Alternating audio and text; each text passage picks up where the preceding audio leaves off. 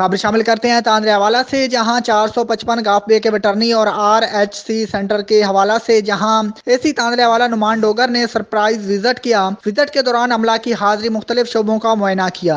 इस हवाले से मजीद तफसीलात जानते हैं तांदरेवाला से अली हसन साबरी की इस रिपोर्ट में।